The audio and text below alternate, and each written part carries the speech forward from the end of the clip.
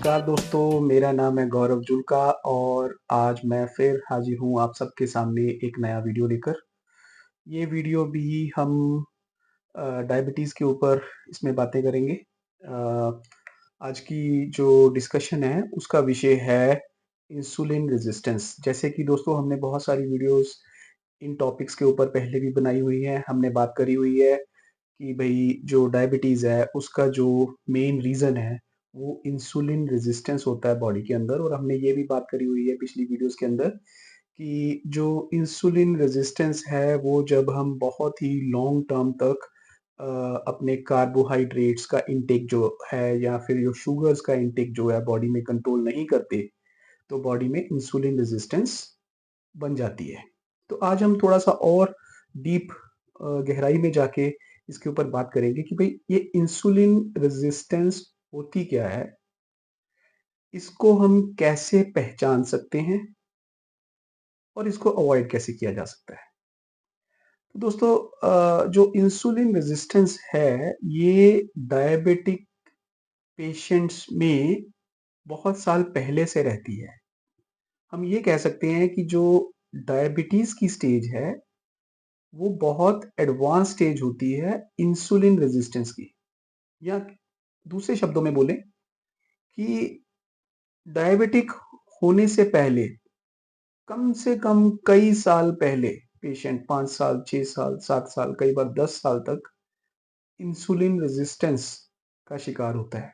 मतलब जब हम अपना लाइफस्टाइल इस तरह का रखते हैं, अपना रेकलेस ईटिंग हैबिट्स रखें और बड़ा सेडेंटरी सा लाइफ़स्टाइल रखें जिसमें एक्सरसाइज़ ना करें, इतना हिलना-डुलना ना हो, खाने-पीने का इतना ध्यान ना रखें, तो क्या होता है कि बॉडी में इंसुलिन रेज़िस्टेंस डेवलप हो जाती है। उससे क्या है कि जो बॉडी की जो कैपेसिटी है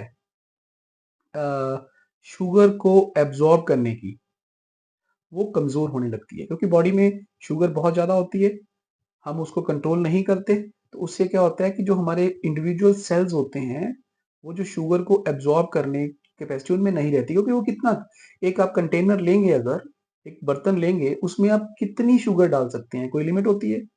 इसी तरह से हमारे जो बॉडी के सेल्स हैं, उनमें भी एक लिमिट होती है कि उतनी शुगर ही वो एब्ज़ॉर्ब कर सकते हैं। उसके बाद जो इंसुलिन है बॉडी और ज़्यादा इंसुलिन प्रोड्यूस करती है क्योंकि अगर ब्लड में शुगर घूमती रहे तो वो डैमेजिंग होती है हमारे ऑर्गन्स के लिए। एक लिमिट से ज़्यादा जो शुगर होती है, तो वो हमारे ऑर्गन्स के लिए उसको डैमेज करती है, किडनीज़ को डैमेज कर सकती है। एक्सेसिव शुगर जो है वो हमारे जो आर्टरीज़ के जो सेल्स हैं, जो लाइनिंग्स हैं, उसको डैमेज करती है। एथेरोस्क्लेरोसिस के ऊपर हमने बात करी है, हार्ट डिज़ीज़, ब्रेन स्ट्रोक्स वगैरह की बीमारियाँ उससे डेवलप हो जाती हैं। तो होता क्या है दोस्तों कि अब बॉडी को तो शुगर का लेवल एडजस्ट करना है ऑटोमेटिकली। ये तो एक कुदरती जो नेचुरल एक नियम है कि अगर हमने शुगर ज़्यादा खा ली है तो उसको किसी ढंग से एडजस्ट करना है। तो उसको एडजस्ट करने के लिए बॉडी में इंसुलिन की ज़रूरत पड़ती है क्योंकि इंसुलिन एक ऐसी चीज़ है जो हर सेल को बोलती है कि भई शुगर एब्ज़ॉर्ब करने के लिए गेट खोलिए, शुगर एब्ज़ॉर्ब कीजिए। ब्लड में शुगर आ गई है, उसको सेल्स के अंदर एब्ज़ॉर्ब कीजिए। और वो शुगर जनरली अगर देखा जाए तो उस शुगर का काम क्या है कि सेल्स के अंदर एक कंपोनेंट होता है जिसको हम बोलते हैं माइटोकॉन्ड्रिया। तो माइटोकॉन्ड्रिया जो है उस शुगर को एनर्जी में कन्वर्ट करके हमारी बॉडी को एनर्जी देता है।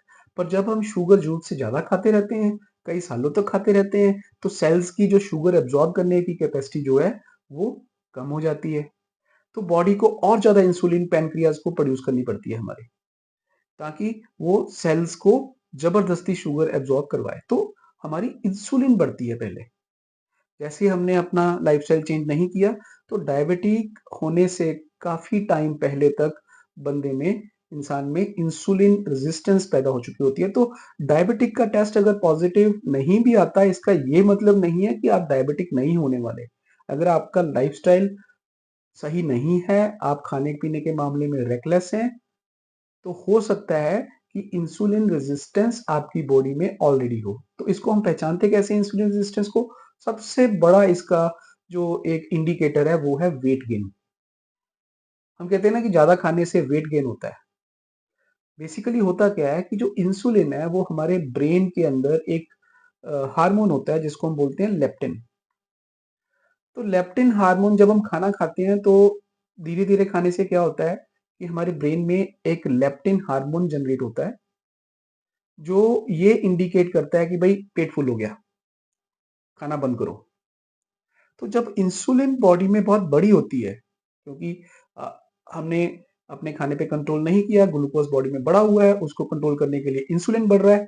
तो इंसुलिन जब बड़ा होता है तो वो हार ले ब्रेन में जो लेप्टिन हार्मोन है, उसको ब्लॉक कर देता है। तो उससे क्या होता है कि हमारे खाते वक़्त ब्रेन को ये सिग्नल ईज़िली नहीं मिलता कि भई अब सफिशिएंट है।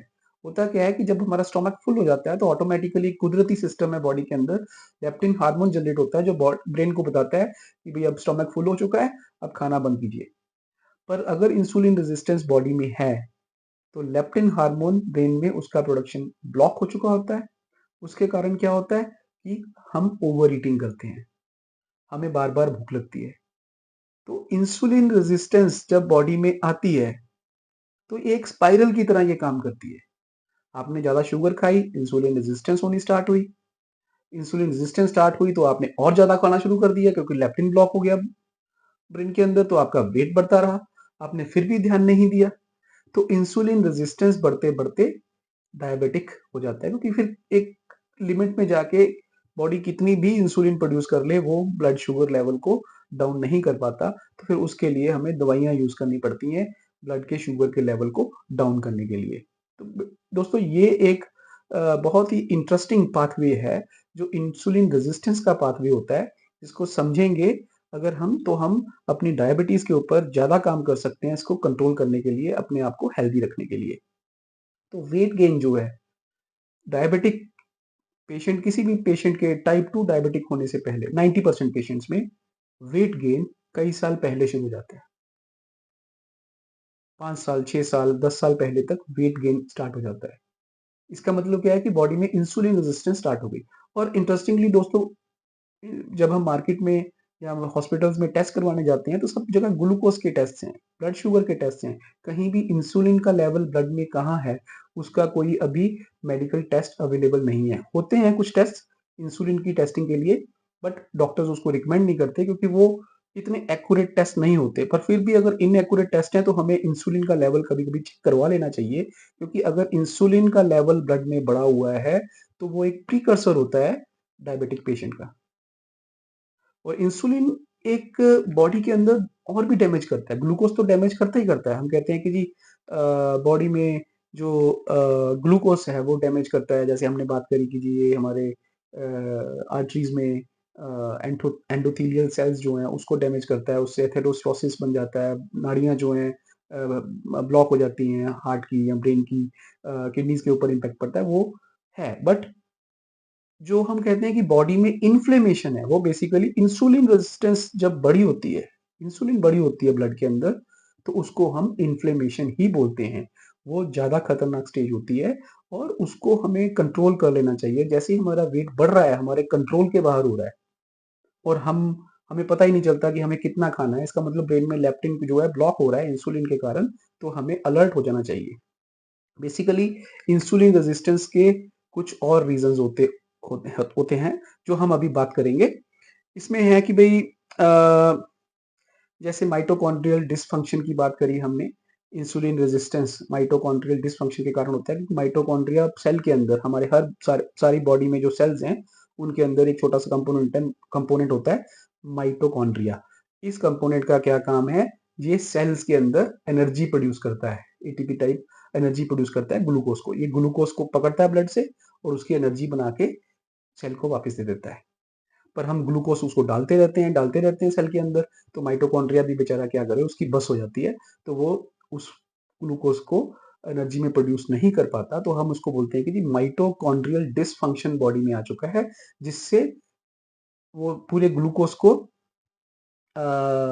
एब्ज़ॉर्ब नहीं कर पाता, या ऐसे कह लें कि भई वो इंसुलिन को रिस्पॉन्ड नहीं कर पाता। जो ब्लड में इंसुलिन है, जो प्रोड्यूस हुआ है ग्लूकोज़ को एब्ज़ॉर्ब करवाने के लिए, उसका रिस्पॉन्ड नहीं कर रहा। तो माइटोकॉन्ड्रियल डिसफंक्शन से इंसुलिन रेजिस्टेंस, और इंसुलिन रेजिस्टेंस से प्री डायबिटीज़ से डायबिटीज़, और उससे के बाद बड़े-बड़े डिजीज़ स्टार्ट हो जाते हैं। और ये जो क्रॉनिक डिजीज़ेज़ होते हैं, ये कई-कई सालों का इनका साइकिल होता है। इनको बहुत ही अर्ली स्टेज पे अगर पकड़ लिया जाए, तो हम हेल्दी ज़िंदगी अपनी जी सकते हैं। और भी बहुत सारे रीज़न होते हैं माइटोकॉन्ड्रियल डिसफंक्शन के, बट सबसे बड़ा रीज़न जो है, वो है अ, हमारा कार्बोहाइड्रेट्स या शुगर्स या का एक्सेसिव इंटेक। और रीज़न्स जो होते हैं माइटोकॉन्ड्रियल डिसफंक्शन के, वो स्ट्रेस भी होता है कई बार, एनवायरनमेंटल फैक्टर्स भी होते हैं। तो उनसे जो है या कई बार फूड जो है, कुछ हम ऐसे खाते हैं जिससे माइटोकॉन्ड्रियल डिसफंक्शन बॉडी में हो जाता है, उससे इंसुलिन रेजिस्टेंस, बॉडी का इंसुलिन रिस्पॉन्स वीक हो जाता है, उससे ग्लूकोज लेवल ब्लड में बढ़ता है और धीरे-धीरे इंसान जो है डायबिटिक हो जाता है। तो इन चीज़ों का ध्यान रखना बहुत ज़रूरी है। एक और बात हम कर सकते हैं इसमें कि हम कहते हैं कि जी ग्लूकोज़ जो ब्लड में है, वो तो एक बैड गाय है ही, वो तो बुरा एक एलिमेंट है एक्सेस में। कंट्रोल में रहे तो अच्छा एलिमेंट है, क्योंकि ग्लूकोज़ से माइटोकॉन्ड्रिया एनर्जी प्रोड्यूस करता है, बॉडी को एनर्जी मिलती है। पर अगर हम ज़रूरत से ज़्यादा करें, तो वो हमें डैमेज करता है। बट जब हम शुगर खाते हैं दोस्तों, तो उसको बोलते हैं सुक्रोज़। सुक्रोज़ में 2 तरह के एलिमेंट होते हैं, एक तो होता है ग्लूकोज और दूसरा होता है फ्रक्टोज।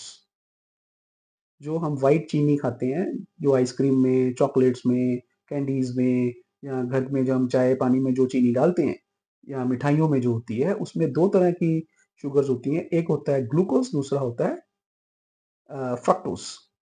जो ग्लूकोज है, वो तो हमने बात करी, अगर ठीक क्वांटिटी में हमारी बॉडी में आए तो हमें फायदा भी देता है, पर अगर बहुत ज्यादा क्वांटिटी में हो जाए तो नुकसान करता है।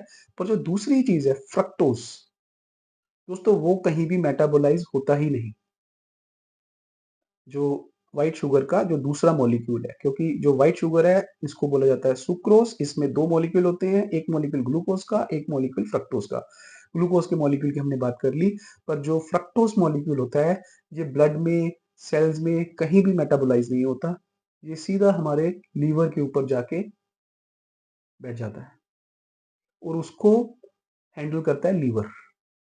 तो जब हम व्हाइट चीनी बहुत ज़्यादा खाते हैं, शुगर्स बहुत ज़्यादा खाते हैं, तो लीवर के ऊपर भी इम्पैक्ट आना स्टार्ट हो जाता है, जिसको हम बोलते हैं फैटी लीवर बनना स्टार्ट हो गया।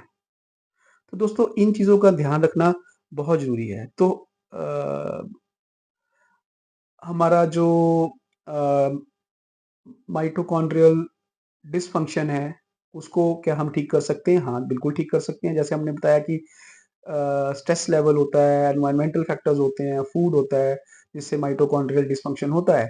अगर हम अपनी एक्सरसाइज़ेज़ करें अच्छी तरह से, प्रॉपर बॉडी को एक्टिव रखें, तो क्या होता है कि जो हमारे बॉडी के अंदर जो एनर्जी साइकिल है, वो ठीक रहता है। तो ग्लूकोज़ प्रोडक्शन, कंज़म्पशन, बर्निंग, वो साइकिल ठीक चलता है, तो माइटोकॉन्ड्रियल फंक्शन जो है, डिसफंक्शन जो है, वो कंट्रोल में आता है। उससे हमारा ग्लूकोज़ लेवल का जो बॉडी में जो कंज़म्पशन है, वो एफिशिएंट हो जाता है और इंसुलिन लेवल भी उससे धीरे-धीरे कंट्रोल होता है। पर दोस्तों याद रखें कि अगर एक बार हम इंसुलिन रेज़िस्टेंस के लेवल पे आ गए हैं, तो इसको ठीक होने में, इसको कंट्रोल होने में बहुत टाइम लगता है। बहुत डिसिप्लिन में रहना पड़ता है, सालों-साल तक बॉडी को रखना पड़ता है, तब जाके ये बॉडी पुरानी उसी स्टेज में वापस आना स्टार्ट होती है। और ग्लूकोज़ का एक और जो इम्पैक्ट होता है बॉडी के ऊपर, ये जो हमारी आर्टरीज़ के एंडोथेलियल सेल्स को जब ये डैमेज करना स्टार्ट करता है, तो उसमें ब्लड में यूरिक एसिड भी बनता है और बीपी लेवल भी बढ़ता है, इसलिए उस चीज़ को कंट्रोल करना ज़रूरी है। तो ग्लूकोज़ के ऊपर हमने बात करी, इंसुलिन के ऊपर हमने बात करी, फ्रक्टोज़ के ऊपर बात करी, इंसुलिन रेजिस्टेंस के ऊपर बात करी। तो दोस्तों ये जो चीज़ें हैं, ये हमें अंडरस्टैंड करनी बहुत ज़रूरी हैं। सम अप यही होता है कि अगर डायबिटिक कोई पेशेंट हो चुका है, तो उसको अपनी फूड इनटेक के ऊपर ध्यान रखना है। कौन-सा फूड हम ले रहे हैं, उसका जीआई क्या है, ग्लाइसेमिक इंडेक्स क्या है, ग्लाइसेमिक लोड क्या है, और फिर धीरे-धीरे उसको अवेयर रहना पड़ता है अपने इंसुलिन रेजिस्टेंस लेवल के ऊपर, वेट उसका कैसे वेरी कर रहा है बॉडी के अंदर। हम कुछ और वीडियोज़ बनाएँगे इन चीज़ों के ऊपर डिस्कशन के लिए। तो दोस्तों इन वीडियोज़ का पर्पज़ यही है कि आप और सीखें, स्टूडेंट बने। जितना आप सीखेंगे इन चीज़ों के ऊपर, उतना ही आप अपने आप को कंट्रोल कर सकते हैं। डायबिटीज़ कोई ऐसी चीज़ नहीं है जिसको कंट्रोल नहीं किया जा सकता। हम सब इसको कंट्रोल कर सकते हैं। तो मेरी तरफ से आप सबको अच्छी सेहत के लिए बहुत-बहुत शुभकामनाएँ। मैं अपनी वीडियो को यहीं समाप्त कर रहा हूँ। हम अब अगली वीडियो में ज़रूर मिलेंगे और मेरे इस चैनल को प्लीज़ सब्सक्राइब ज़रूर कीजिए, लाइक कीजिए, शेयर कीजिए और कमेंट कीजिएगा कि आपको ये वीडियो कैसी लगी। अगली वीडियो में फिर मिलेंगे। जय हिंद, वंदे मातरम।